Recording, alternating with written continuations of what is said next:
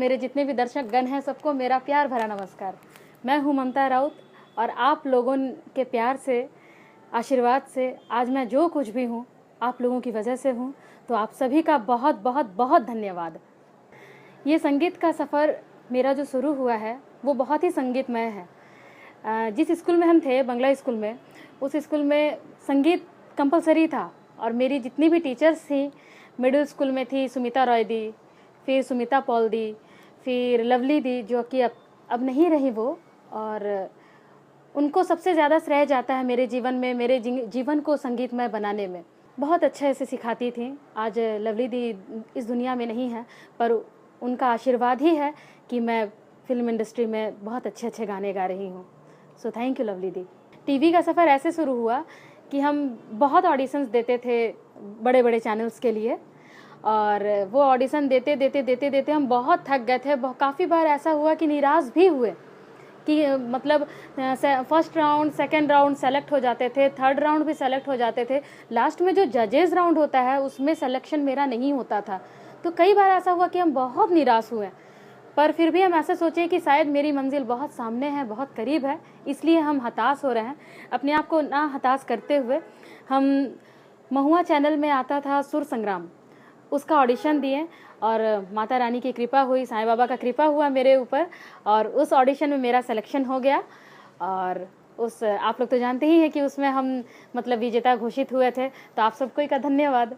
सुर संग्राम का सफ़र बहुत ही संगीतमय था, बहुत संगीतमय।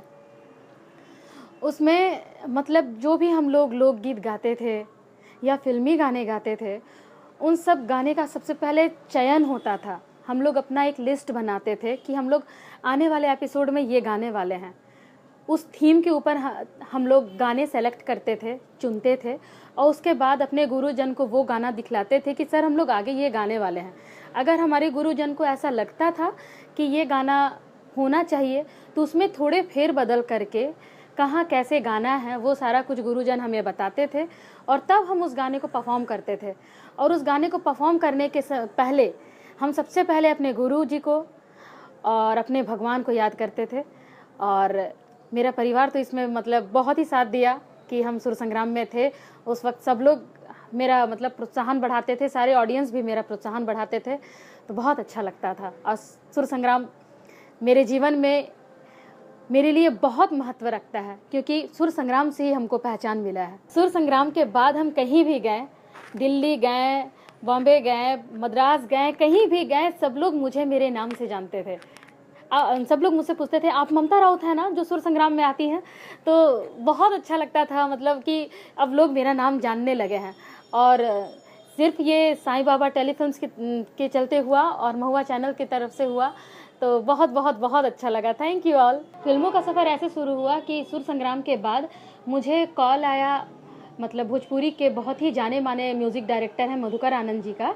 उन्होंने कहा ममता मैं आपकी वॉइस को रिकॉर्ड करना चाहता हूँ अपनी फ़िल्म के लिए। तो मैंने कहा ज़रूर सर, ये तो मेरे लिए सौभाग्य की बात है कि मुझे पहली बार मतलब फिल्म में गाने का मौका मिल रहा है। वो बाकायदा मुझे स्टूडियो में बुलाएं और मुझसे गाना रिकॉर्ड किए। झाड़ू पोछा करब नहीं मांजा भी बर्तनवा वाला गाना। तोहरा के सजानवा दहेज दे के किनले बानी, तोहरा के सजानवा, ये लोग धुन पे ये आधारित ये गाना था। ये गाना काफ़ी बड़ा हिट हुआ, पहली बार में ही ऑडियंस हमको बहुत अच्छे से सुने, बहुत अच्छा लगा, बहुत ही अच्छा लगा। सुर संग्राम में मुझे सबसे अच्छा गाना लगा जब हम सेमीफाइनल राउंड में गए थे, जवनिया हाय दैया, और इस गाने में हमको कमेंट मिला था कि कल्पना दीदी बोली थी कि आज से मतलब आइटम सॉन्ग जवनिया हाय दैया टाइप के जितने भी गाने हैं लोग कल्पना को याद नहीं करेंगे, ममता को याद करेंगे। Welcome to Bhojpuri industry. और मेरा उन्होंने बहुत तहे दिल से मतलब स्वागत किया था भोजपुरी इंडस्ट्री में। ये गाना मेरे लिए बहुत ही लकी साबित हुआ। पागल कैले बा कर धनिया हाय दैया, कितना लोग के पागल कैले बा।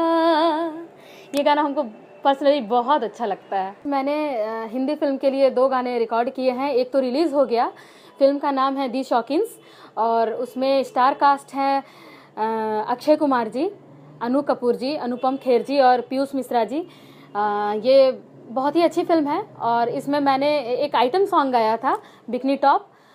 वो गाना मतलब बहुत अच्छा, हमको बहुत अच्छा लगा। वो लोक धुन पे ही बना हुआ था और वेस्टर्न मतलब वॉइस को मुझे मॉडलाइज करके गाना था, तो मैंने उस गाने को गाया था दी सॉकिन्स फिल्म के लिए। फ्यूचर की मेरी योजना है कि मैं अपने वॉइस को और ज़्यादा मॉडलाइज कर सकूं।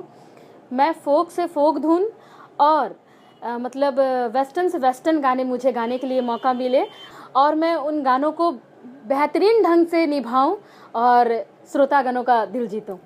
जाते जाते सिर्फ मुझे ये कहना है कि मेरी यह तमन्ना है कि आप लोग जिस तरह से मुझे प्यार कर रहे हैं, आशीर्वाद दे रहे हैं, दुआ कर रहे हैं मेरे लिए, बस ये दुआ और आशीर्वाद बनाए रखिए। और मेरा भी आपसे ये वादा है कि आप लोगों का दिल जीत कर ही रहूँगी मैं सदा, और अच्छे अच्छे गाने गाऊँगी और आप लोगों का सदा दिल जीतूँगी।